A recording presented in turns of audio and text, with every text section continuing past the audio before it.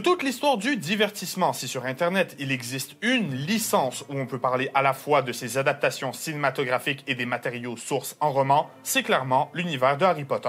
Harry Potter est une franchise omniprésente, même si vous n'avez pas vu les films ni lu les livres, vous savez au moins de manière générale de quoi ça parle. Petit sorcier à lunettes, meilleur ami roux, mauvaise actrice qui devient une excellente actrice. Sur cette chaîne, je vous en ai donné du Harry Potter, de la théorie, de l'analyse, du what if, mais il y a quelques mois, je vous ai fait une vidéo sur la Maison Serpentard. Dans cette vidéo, je vous avais demandé si une analyse de personnage sur Sirius Black ça vous intéressait et vous avez été plusieurs à me la réclamer. Sauf qu'étant moi-même un grand moron avec la capacité d'attention d'un poisson rouge, j'ai complètement oublié jusqu'à il y a une semaine et...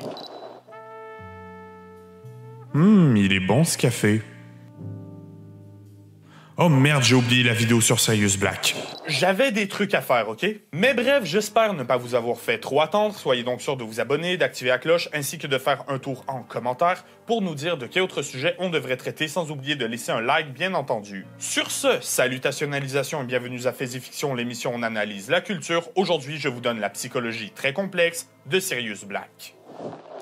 L'histoire de Sirius. Sirius Black le troisième est né le 3 novembre 1959 en Angleterre des parents Orion et Walburga Black. Sirius, vous l'aurez peut-être compris, il fait partie de la famille Black, une famille qui fait partie de ce qu'on appelle les 28 familles sacrées, c'est-à-dire les 28 familles de sorciers ayant réussi à garder à travers les générations un sang pur, donc sans se mélanger au sang des moldus. À travers plus de 1000 ans, comment ils ont fait ça? Eh bien c'est simple, la consanguinité. Les parents de Sirius, donc en addition au fait d'être des mages noirs, c'était aussi des cousins au deuxième degré. Je vous l'ai dit, 20 générations de sang pur, il y a toujours un petit arbre généalogique qui se relie quelque part. Mais justement, puisqu'on parle du sang pur, Black, il sera mis à l'écart dans sa propre famille parce qu'il ne partage pas la vision de ses parents sur le sujet. Ça, c'est un point quand même très important du personnage de Sirius, c'est que foncièrement, Black est quelqu'un de très bon. Il a toujours gardé un esprit ouvert par rapport au fait de mélanger son sang à celui des moldus. Bref, Sirius, c'est la preuve qu'à quelque part, on ne peut pas naître raciste. Parents et leur manie des sangs purs. Mais ça va quand même avoir un assez gros impact sur sa famille, au point où Sirius, il se sent coupable de ne pas partager les idéologies de ses parents, et il ira même jusqu'à dire à son frère Régulus qu'il est un meilleur fils que lui. Spoiler alerte, Régulus, il adhère énormément au comportement anti-moldu de ses parents, et il va devenir un mage noir lui aussi. Dans la famille Black, nommer les enfants Sirius, c'est une pratique assez courante, même de les nommer d'après une constellation. On a donc des Régulus, des Arcturus, mais plus notamment, c'est Sirius Black le deuxième, qui va laisser une descendance jusqu'à son arrière-petit-fils, Sirius Black le troisième, le personnage qui nous intéresse ici. Et quand je dis que les Blacks c'était des élitistes de sang pur, la réalité c'est que parmi les élitistes, c'était probablement les pires. Non seulement les Blacks refusaient de se marier avec des moldus, mais si un enfant même de sang pur naissait sans pouvoir, il était renié. C'est comme ça qu'ils en sont arrivés à se marier de cousin en cousin. Bref, les Blacks, c'est un peu les Targaryens de l'univers d'Harry Potter, dans le sens que c'est une bande d'élitistes ivres de pouvoir totalement consanguins. Tous sauf un étant bien sûr notre petit Sirius à nous, qui à part la partie consanguinité, il n'y peut rien, il est né comme ça, eh bien, il n'adhère pas à la pensée de sa famille. Les Blacks, vous vous en doutez, c'est une famille de sang pur qui en tire énormément de fierté. Donc, quand ils arrivent à Poudlard à l'âge de 11 ans, ils étaient toujours envoyés dans la maison Serpentard.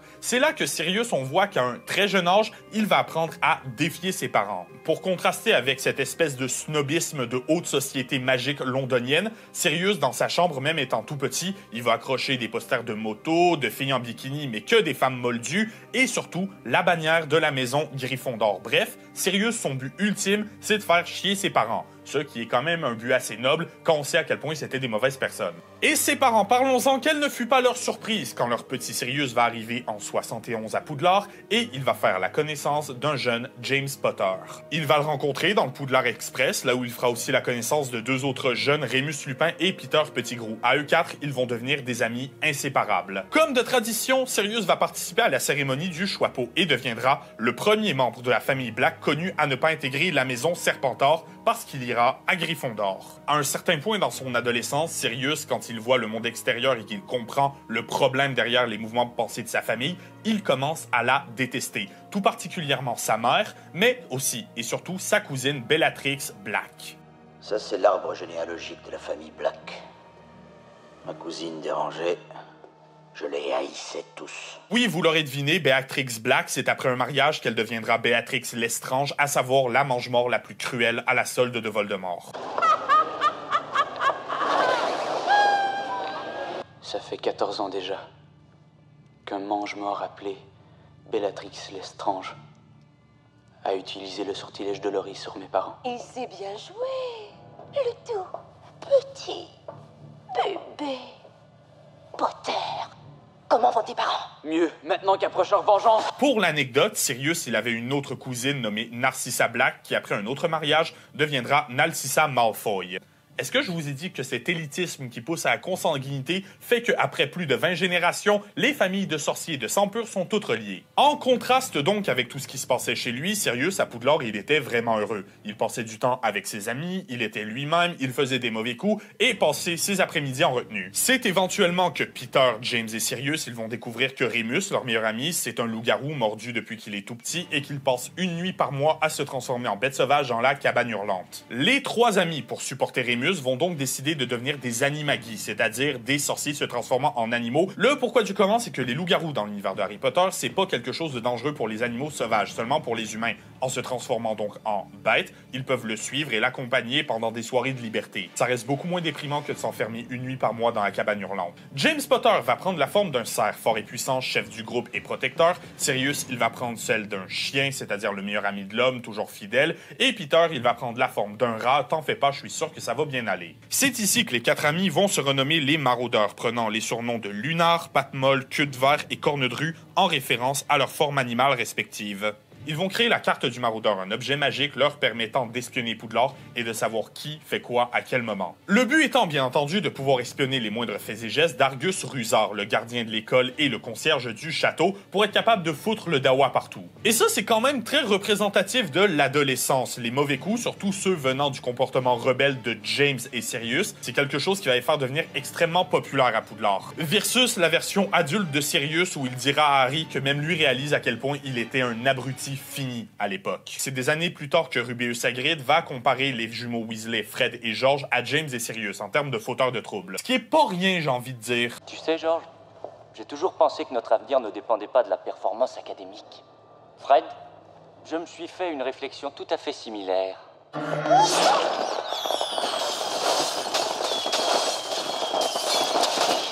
Pour ce qui est de Sirius, même les professeurs qui étaient très loin d'encourager ses comportements, ils respectaient sa ruse. Par contre, il y avait une personne qui détestait absolument toutes les facettes de Sirius. Je parle bien sûr de Severus Rogue.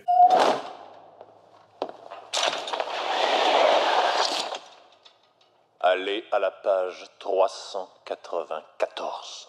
Rogue et James Potter se détestaient au point où Potter faisait des blagues sans arrêt à Rogue et où Sirius embarquait avec lui au point de frôler le harcèlement scolaire. Non, en fait, au point de faire du harcèlement scolaire, disons-le comme c'est. Lunar, Patte-Molle, venez. Rogue, Vas-y, James, achève-le. impedimenta. Cervellus Gressus, Cervellus Gressus. Oui, qui veut me voir faire tomber le pantalon de Cervellus? Voire pire parce qu'un jour, Rogue, il va interroger Sirius par rapport à ce qui se passe dans la cabane hurlante. Ce à quoi Black va simplement répondre en lui montrant l'entrée secrète menant à la cabane. Malheureusement pour Rogue, il va tenter une expédition et se retrouver nez à nez avec Lupin en pleine transformation. À l'époque, Black, il a simplement dit qu'il a répondu à une question et que c'est Rogue qui est allé fouiller où il ne devrait pas. Et oui, ici, je vais permettre de me prononcer là-dessus. Je sais que dans le fandom, James Potter est regardé comme une grosse brute et que Sirius Black, il a toujours suivi un peu ses petites conneries. Mais du côté de Rogue, c'est expliqué dans le livre que Rogue, il a toujours eu une méchante haine envers les maraudeurs, plus précisément envers James et Sirius, et que même s'ils ont passé la ligne plusieurs fois de façon flagrante, Rogue, il avait tendance à répondre. Moi, personnellement, après 7 livres et 8 films, je le clame haut et fort, Rogue, même s'il a fait beaucoup de bonnes choses, c'est juste un des personnages les plus toxiques de la saga. Pardon, monsieur. Où est le professeur Lupin? En quoi cela vous regarde-t-il au juste, Potter? Que vous parlez sans qu'on vous le demande, Miss Granger? Êtes-vous incapable de vous retenir ou vous faites-vous un point d'honneur d'être une insupportable je sais tout? Et personnellement, le fait qu'on excuse ses comportements à cause de la façon dont il a grandi et il a été traité, je trouve que ça représente extrêmement bien ce qui est dit sur la saga Harry Potter au complet depuis quelques années. Comme quoi c'est un produit plein de mauvais messages et problématiques et qui a mal vieilli. En même temps, quand tu te retrouves en ligne et que tu vois des comparaisons entre les gobelins et les juifs, je me dis que c'est peut-être pas nécessaire non plus. Bref, tout ça pour dire, c'est surtout une question d'interprétation. Moi, personnellement, même si Sirius et James, c'est peut-être pas les meilleurs adolescents qui existent. Mais bref, une vidéo sur Rogue, soyez sûr de la réclamer en commentaire si ça vous intéresse. C'est à l'âge de 16 ans que Black va une fois pour toutes fuguer de chez lui et que les parents de James Potter vont généreusement le prendre comme fils adoptif. En réponse, la mère de Sirius va brûler son portrait de l'arbre généalogique de la tapisserie de la famille. Une façon pour, une fois pour toutes, couper les ponts. C'est ma mère qui a fait ça après que je me sois enfui. Charmante femme. J'avais 16 ans. J'étais toujours le bienvenu chez les Potter. Ce qui nous amène une fois pour toutes en 1978, à savoir la première guerre des sorciers contre Voldemort. Black, après ses études, s'engagera dans l'Ordre du Phénix, une sorte de résistance contre le Seigneur des Ténèbres. C'est le quartier général. De l'Ordre du Phénix. C'est une société secrète fondée par Dumbledore à l'époque de la Première Guerre contre tu sais qui. Un jour, James et sa femme Lily auront un enfant nommé Harry, qui deviendra la cible de Voldemort. Le plan pour protéger Harry est simple, c'est d'utiliser la formule du gardien du secret. Le gardien du secret est un enchantement très puissant et très complexe qui dit que les personnes en possession d'un secret, ici donc la localisation de la famille Potter, ne peuvent révéler cette information à qui que ce soit, à part pour une personne qui est le gardien du secret. Le choix du gardien du secret est donc très important. Ils vont donc décider de donner cette tâche à Peter Pettigrew. Pourquoi est-ce que Pettigrew est devenu le gardien du secret? C'est simple. Black s'est dit que si lui devenait le gardien du secret, les Mange-Morts allaient l'attaquer. Mais que si quelqu'un d'autre était le gardien du secret, Voldemort allait de toute façon envoyer son armée après Black et que ça lui permettrait de gagner du temps avant de trouver une vraie contre-attaque. Seul problème étant, Pettigrew, c'est un traître qui va mettre en scène sa mort après avoir vendu les Potter. Cette partie de l'histoire, je pense que tout le monde la connaît. Voldemort trouve les Potter, les tue et Sirius, il est blâmé pour tout et envoyé à Azkaban, la prison pour sorciers. Je veux dire, c'est quoi cette prison où les gardiens sont des fantômes nés du cauchemar et du désespoir en lui-même et où les prisonniers sont mentalement harcelés et torturés? Et bien qu'on m'ait assuré que leur présence ne dérangerait pas nos activités quotidiennes, je dois vous avertir.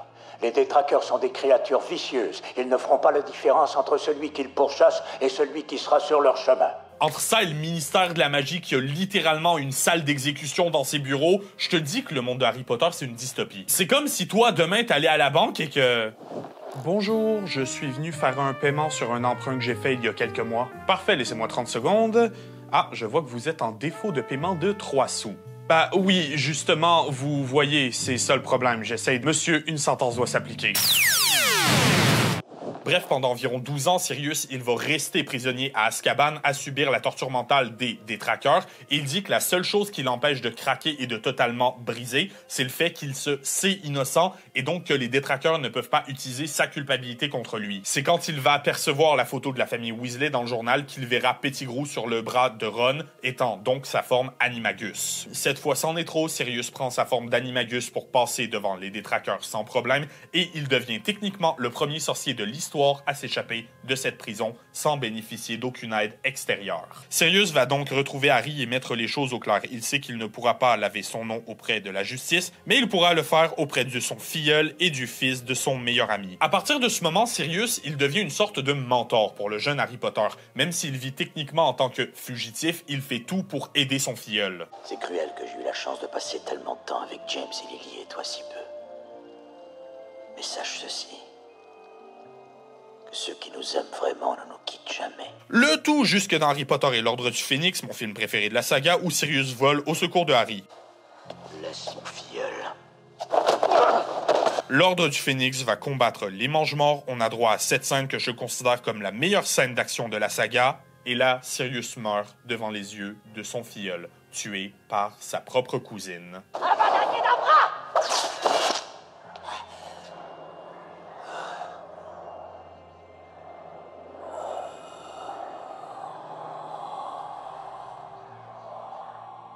Et c'est ainsi que s'achève la vie de Sirius Black, mon personnage préféré des films Harry Potter et un de mes personnages préférés de la saga tout court. Et avec raison, Sirius c'est un personnage respectable et empathique, mais surtout qui possède une qualité rare et précieuse.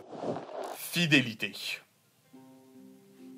La fidélité est une des plus grandes qualités de Sirius. Je crois ne choquer personne en avançant ce fait. Déjà, rappelons-le, mais il ne partageait pas les politiques anti-Moldus de sa famille et il faisait tout pour aller à l'encontre de ses pensées. Mais ça, c'était pas par manque de fidélité. Rappelons-le, il disait que ça faisait de lui un mauvais fils. Le fait étant que si Sirius il s'opposait à sa famille, c'est parce que Black il a un désir inné de faire ce qui est bon et surtout un sens du bien et du mal qu'il a eu à la naissance. Du côté de ce qui se passe à Poudlard, Sirius, il déteste pas Rogue depuis le début. La réalité, c'est qu'il s'en prend à son meilleur ami James Potter, donc il s'en prend à lui aussi. J'ai tant espéré te mettre la main dessus. Severus.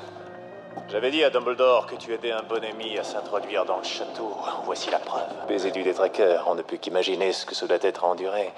On dit que c'est presque insupportable à regarder, mais je ferai de mon mieux. Il y a un passage dans l'Ordre du Phénix, seulement la version livre, qui vient clarifier ce fait. Si vous vous rappelez bien, dans le 5e livre, Voldemort, il essaye de prendre le contrôle de l'esprit de Harry, et c'est Rogue qui lui donne des cours d'occlumencie, c'est-à-dire l'ordre de résister aux attaques mentales. Et Sirius, quand il l'apprend, il sait qu'il a devant lui. Il se lève et menace Rogue, l'avertissant de ne pas profiter de ses leçons pour faire passer un sale quart d'heure à Harry. Justement, le 5, parlons-en un petit peu plus, qui n'a jamais été malheureusement transcrit dans le film, c'est que dans le 5e livre, Sirius, il passe son temps à essayer d'être utile. Il veut aller aider pendant le combat contre Voldemort, il veut protéger Harry. Et tout ça, alors que présentement, il est l'homme le plus recherché sur la planète, parce qu'on le pense coupable d'évasion, de trahison à haut niveau et de triple homicide. Même si techniquement ce serait un homicide plus 2 homicides au 2e degré, mais bref. Et lui, sa seule réaction dans tout ça, c'est de tenter d'aider les gens auxquels il tient. Sirius, qu'est-ce que tu fais ici? On pourrait te voir. Que serait la vie sans quelques risques? Je veux pas te revoir enfermé à Azkaban. Ah, t'inquiète pas pour moi. Et cette fidélité, rappelons-le, c'est ce qui l'a empêché de devenir complètement cinglé à Azkaban. Voici comment fonctionne le pouvoir des détraqueurs. Ils utilisent ce que vous aimez contre vous et vous enlèvent toute possibilité de pensée heureuse. Voici le passage du livre quand Sirius explique comment il a survécu à Azkaban. Je ne sais pas comment je l'ai fait. Je crois que la seule raison qui fait que je n'ai pas perdu la tête, c'est que je me savais innocent. Ce n'était pas une pensée heureuse, alors les détraqueurs ne pouvaient pas me l'enlever. Mais ça m'a gardé sain de savoir qui j'étais. Ça m'a aidé à garder mes pouvoirs. À Azkaban, ton identité se perd. Les détraqueurs utilisent tes propres pensées et ta culpabilité contre toi. Mais Sirius se savait innocent, même si ça lui a fait très mal d'être incarcéré alors qu'il n'a rien fait de mal. C'est ce qui lui permettra de tenir le fait de savoir qu'il n'aurait jamais trahi James et Lily. Ça fait au moins 14 ans. Et encore aujourd'hui, ton père me manque chaque jour. Chez ton père. J'étais toujours le bienvenu chez les Potter. Je vois tellement ton père en toi, Harry. Sirius, demande-toi ce que toi t'aurais fait. Qu'est-ce que tu aurais fait? Je n'aurais pas trahi. Je serais mort plutôt que de trahir mes amis. Cette fidélité à toute épreuve, ça a même inspiré une théorie sur Internet. La théorie des 4 maisons.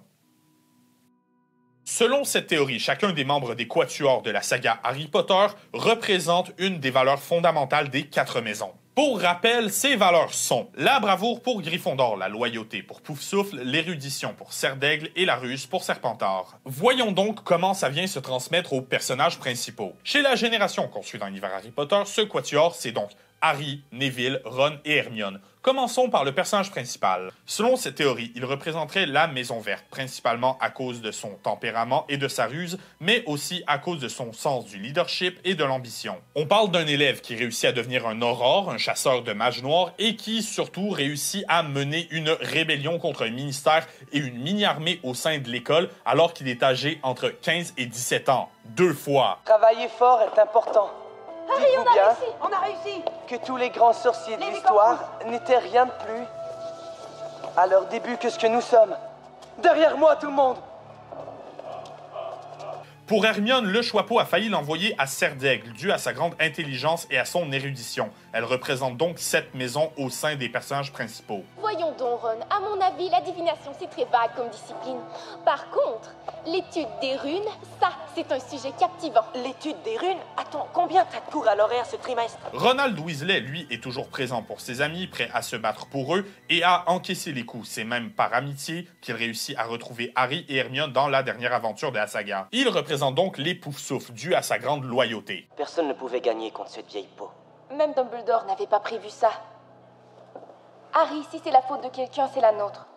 Oui, c'est nous qui t'avons poussé à le faire. Finalement, Neville Londubat est le fils de deux aurores qui se sont opposés à Voldemort. Il porte cet héritage comme un badge d'honneur, tire l'épée de Gryffondor du Choixpeau au point culminant de la saga et protège les nouveaux élèves de Poudlard contre les carreaux qui n'hésitent pas à utiliser le sortilège Doloris sur ceux qui désobéissent. Chargé de la discipline.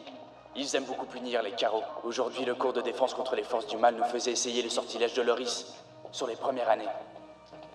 J'ai refusé. Parce que vous avez tort.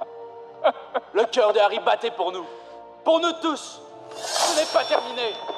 Neville, dans le fandom, il est devenu la représentation de ce qui fait de mieux la maison Gryffondor. Il a demandé à aller à Poufsouffle au Choixpeau, mais finira dans la Maison Rouge parce que le trait de caractère auquel il accorde le plus d'importance est celui qu'il pensait ne pas posséder, à savoir le courage. Selon cette théorie donc, c'est au sein des 4 personnages principaux de la saga que se décident les traits de caractère des 4 maisons. Mais la réalité étant que c'est juste l'histoire qui se répète. Peter Pettigrew, il parvient à survivre pendant 12 ans sous la forme d'un rat, à échapper à la justice, à ramener Voldemort à la vie et à faire porter le chapeau pour tout ça à Sirius pour ses méfaits. Donc, aussi pathétique en tant qu'humain que vous trouviez Peter Pettigrew, c'est très difficile de ne pas lui reconnaître au moins de la ressource et de la ruse, deux des valeurs fondamentales de la maison Serpentard. On a ensuite James Potter, un personnage dont le fandom se rappelle principalement pour être une grosse brute et un harceleur. J'en ai déjà parlé plus haut dans cette vidéo, mais dites-moi en commentaire si une vidéo défense de James Potter ça vous intéresse, parce qu'il y en a à dire sur le sujet. James ici représenterait la maison Gryffondor, où il est imparfait et impulsif, mais on parle de quelqu'un qui sait que son père était un Gryffondor et est convaincu qu'il finira au même endroit alors qu'il est encore dans le train. C'est cette fierté par rapport à la maison qui colle à son côté totalement chevaleresque, sans parler du fait qu'il est littéralement descendu au rez-de-chaussée, sans sa baguette,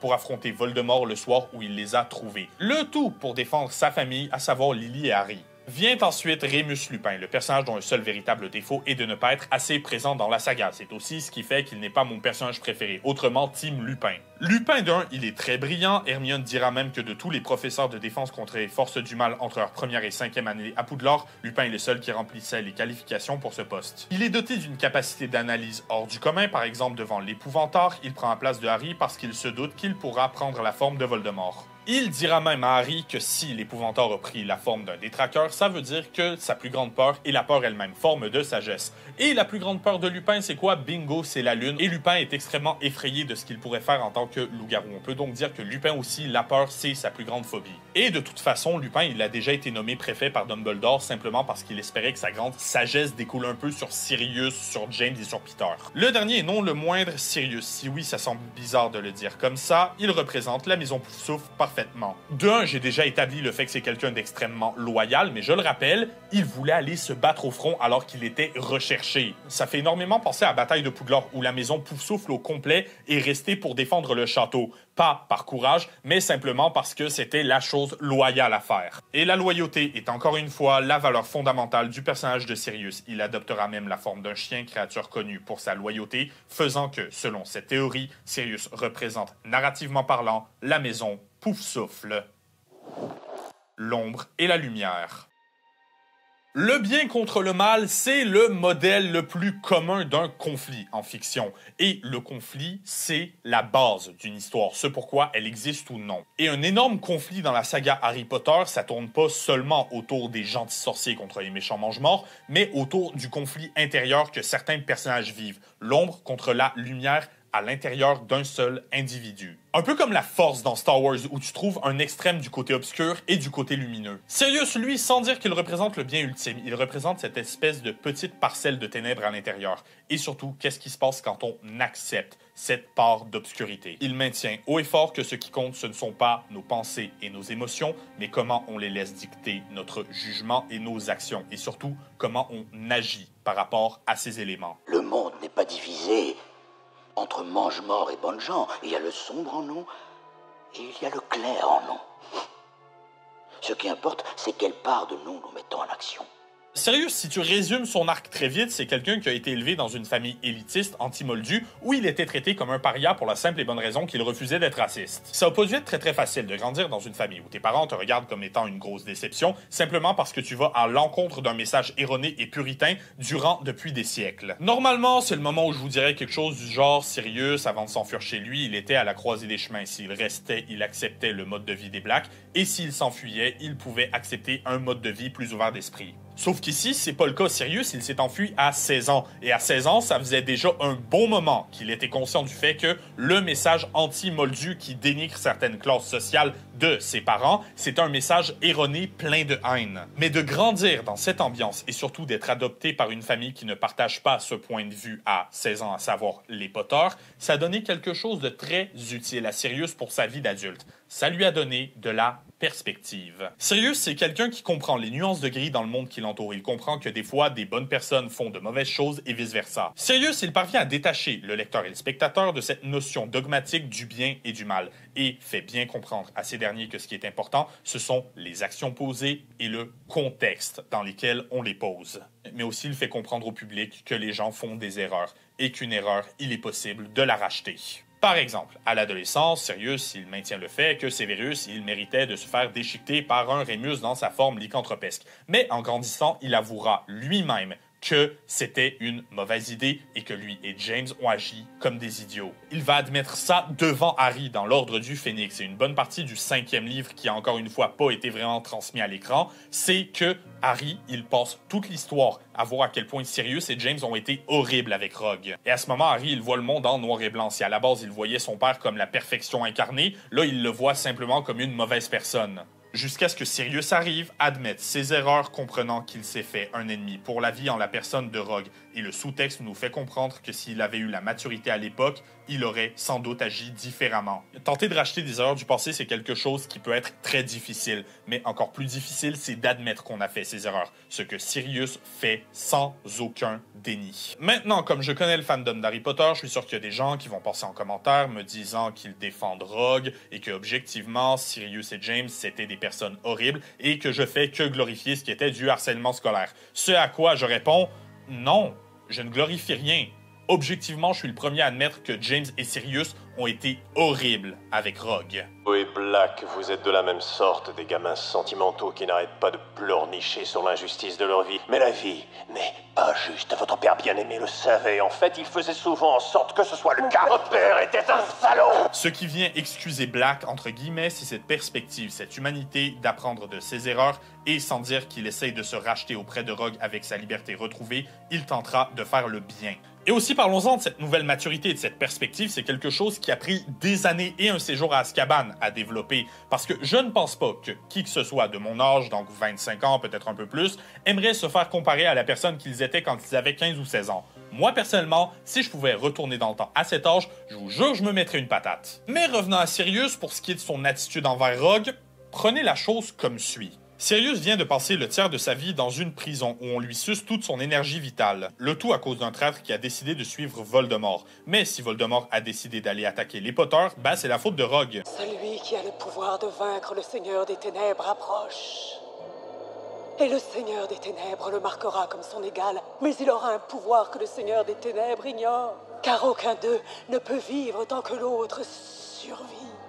Si vous n'avez vu que les films, vous vous demandez peut-être d'où elle vient la prophétie, comme quoi Harry est l'élu qui pourrait oui ou non défaire Voldemort. Eh bien, dans le livre, on nous explique que c'est une prophétie émise par le professeur Sybil Trelawney, et devinez comment Voldemort en a appris l'existence, eh bien, c'est Rogue qui lui a rapporté. La seule raison pourquoi Rogue s'est retourné contre Voldemort, c'est parce qu'il a compris que ce dernier allait s'en prendre à Lily Potter. Je crois que c'est son fils à elle. Il a l'intention de les pourchasser et de les tuer. Cachez-la. Cachez-les bien tous. Je vous le demande à genoux. C'était pas un acte de bonté du tout, en fait, c'est presque si Rogue, quand le Seigneur des Ténèbres lui dit qu'il a l'intention de tuer un bébé d'1 an, il est comme « Ouais, non, vas-y, fais tout ce que tu veux, juste évite Lily, s'il te plaît. » Ce que j'essaye de dire, c'est que toute explosion a une source. Et cette explosion-ci, c'est Rogue qui en a été la première étincelle. Et ces actions posées par Rogue, elles ont eu des répercussions sur la vie de Sirius, qui l'ont mené à Azkaban, se faisant torturer par les détraqueurs pendant plus d'une décennie, ce qui l'a presque brisé mentalement. Sirius Black peut n'avoir pas assassiné les Potter, mais il est la cause de leur mort. Qu'est-ce qui pourrait être pire? Ceci. Sirius Black était, et demeure jusqu'à ce jour, le parrain de Harry Potter.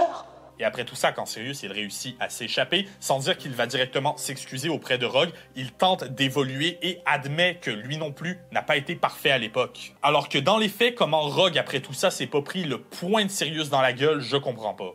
Même si en théorie, il n'est dit absolument nulle part que Sirius savait à propos du fait que Rogue avait rapporté la prophétie à Voldemort. Même en fait, les preuves nous montrent que c'est très improbable. Le fait étant que Sirius, il savait pertinemment que Rogue avait été un mange-mort au service du Seigneur des Ténèbres et que ses actions ont eu des répercussions autour de lui. Ça, c'est sans parler de toutes les prises de bec qu'ils ont eues à l'époque du collège, sans parler du fait que Rogue a tenté de multiples fois d'exposer Remus en tant que loup-garou alors que c'est pas sa faute, il a été mordu quand il était tout petit, et que de manière générale, quand l'ordre du Phénix arrive, donc juste avant la mort de Sirius, eh bien Black, il a des bonnes raisons de comprendre que Rogue, il a fait du mal directement ou indirectement à littéralement toutes les personnes qu'il aime. Cependant, Sirius ne tentera jamais de se venger. Il va simplement tenter de s'améliorer en tant que personne, et même s'il ne peut pas faire de Rogue un ami, il comprend qu'il n'a pas à s'en faire un ennemi.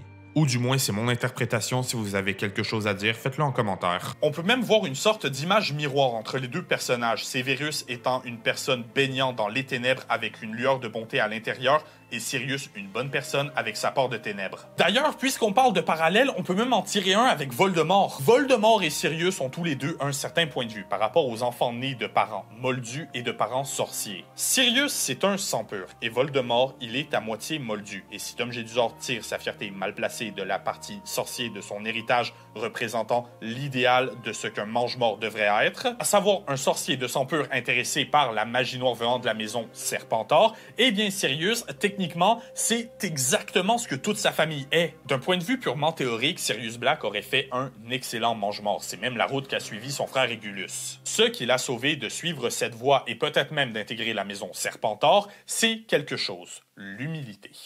Et comment Sirius a gagné toute cette humilité? Ça n'a pas été facile. Souffrance et résilience. Sirius Black est un des, si ce n'est le personnage de la saga Harry Potter à avoir le plus souffert. Déjà, il est dit que le seul endroit où il était vraiment heureux, c'est à Poudlard, donc chez lui, il avait absolument aucun safe space. Le gamin qui se tient là comme un impudent. Harry Potter, le morveux qui a fait obstacle au Seigneur des Ténèbres, l'ami des cendres pourpres et l'ami des traîtres. Désolé de l'incident. Il n'a jamais été très agréable, cet elfe, même quand j'étais petit. Avec moi, en tout cas. Et il a toujours tenu ses convictions, comme quoi les moldus et les sorciers sont des êtres égaux même quand ça lui coûtait. Et quand tu nais dans une famille élitiste, raciste de mages noirs, ben ça lui coûtait constamment en fait. Et de ce qu'on sait, Sirius, il s'est jamais marié, il était pas amoureux, il avait pas de love interest. Si tu le compares à Remus et à James qui ont trouvé quelqu'un avec qui faire leur vie, même s'ils sont morts peu de temps après. C'est seulement quand il va aller vivre chez les Potter et qu'il va devenir le parrain du petit Harry que Sirius, il va trouver une vraie famille. Sauf que Sirius, avant ça, il a quand même passé 16 ans à être une déception pour ses parents, et après, il va passer 12 ans à Azkaban. En plus, il va mourir jeune parce que sur ses 36 ans d'existence, Sirius, il en a passé 18 à être maltraité. Et tout ça, ça va lui donner quelque chose de très utile, à savoir la résilience. S'il y a quelque chose que je déteste en fiction, c'est cette espèce de fausse rédemption. Les personnages qui justifient leur comportement dégueulasse par le fait qu'en fait, ils ont souffert et que leurs parents n'ont pas été très gentils. Ça peut être bien fait, mais dans beaucoup de cas, c'est très mal fait. Par exemple, encore une fois, Rogue, c'est quelqu'un qui a souffert de harcèlement scolaire et d'un cœur brisé pendant des années. Parfait qu'il en soit ainsi. Ça justifie pas, peut-être, des années d'harcèlement psychologique envers des ados qui lui ont rien fait, au point qu'il en devient la peur numéro 1 d'un de ses élèves. Neville, qu'est-ce qui vous fait le plus peur? Le prof... Je veux dire... Pardon? Le professeur... Le professeur, bien sûr. On en a peur. De l'autre côté de la médaille, t'as Sirius qui ne justifie pas ses mauvaises actions par son enfance et adolescence difficile, mais qui admet ses erreurs et tente de s'améliorer. Sirius Black possède plus d'endurance émotionnelle que n'importe qui dans la saga Harry Potter. Pas seulement à cause de ce qu'il a vécu, mais parce que après tout ce qu'il a vécu, sa priorité numéro 1 reste de faire le bien et de protéger les gens qu'il aime. Toute ma vie. Assez parlé maintenant, Remus. Allez, tuons-le. Patience. J'ai épuisé ma patience. 12 ans de patience. Azkaban. On parle d'un homme recherché en cavale qui va rentrer tête la première au ministère de la magie pour protéger son filleul, nous offrant une excellente scène de dialogue originale au film. Expelliarmus. C'est très beau, Jay. À À ce moment, Sirius, il est tellement pris dans son combat qu'il appelle Harry James, offrant à Harry probablement le moment de bonheur le plus intense qu'il a senti dans les 15 dernières années. Il va aussi transmettre cette résilience du mieux qu'il peut à Harry quand le jeune Potter va venir le voir lui parlant de ses émotions, de sa peur et de tout ce qui fait de lui, selon son point de vue, une mauvaise personne. Black le prend à part et met les points sur les i. Tu vas m'écouter avec beaucoup d'attention, Harry. Tu n'es pas une mauvaise personne. Tu es une bonne personne à qui il est arrivé des choses mauvaises. Le monde n'est pas divisé entre mange-morts et bonnes gens. Ce qui importe, c'est quelle part de nous nous mettons en action. C'est notre vraie personne. Transmettant donc de bonnes valeurs à un jeune ado prêt à passer à l'âge adulte qui doit faire sa place dans le monde. Autant dans les films que dans le fandom, on parle énormément d'à quel point Harry ressemble à James et Lily. J'imagine que tu en as assez de l'entendre. Mais tu ressembles tant à ton père, Harry. Sauf tes yeux. Tu as les yeux De ma mère, hein. Mais à mon goût, on parle pas assez d'à quel point Harry ressemble à Sirius. Si Harry prend quelque chose de la part de son parrain, c'est de loin sa loyauté et sa résilience, son recul par rapport au monde et au concept de bien et de mal. C'est sa capacité à agir avant tout pour le bien commun et à se mettre lui en danger pour éviter que d'autres ne soient blessés. Je suis prêt à mourir. Et au final, même si son histoire finit sur une note lourde, je ne crois pas qu'il aurait voulu partir d'une autre façon. On peut tous avouer que Sirius Black est mort comme il a vécu, c'est-à-dire en véritable héros et mettant sa vie en jeu pour protéger celle de sa famille. Tu sors d'ici avec les autres. Quoi? Non, je veux rester avec toi. Tu as fait du beau travail, Harry. Maintenant, c'est à moi de jouer. Sirius Black, donc, un personnage que j'adore. Pourquoi? Parce que sa présence, autant narrative que concrète, est quelque chose de très travaillé. Pour son alignement, donc, on parle de quelqu'un qui va contre les dogmes et les valeurs inculquées par ses parents parce qu'il les considère mauvaises et qui met sa vie régulièrement en danger, allant jusqu'à enfreindre la loi simplement pour pouvoir aider les gens. Plus chaotique bon que ça, tu meurs. Et encore, en fait, quand tu penses, c'est exactement comme ça que Sirius est mort. Sur ce, mes amis, vous pouvez cliquer juste ici pour voir notre dernière vidéo ou cliquer juste là pour qu'on parle plus de Harry Potter. Dites-moi en commentaire de quel autre sujet on devrait parler et tant qu'à être là, pourquoi ne pas vous abonner, liker la vidéo et activer la cloche au passage. Sur ce, je vous laisse et je vous verrai la prochaine fois pour de plus en plus d'exploration de notre omnivore.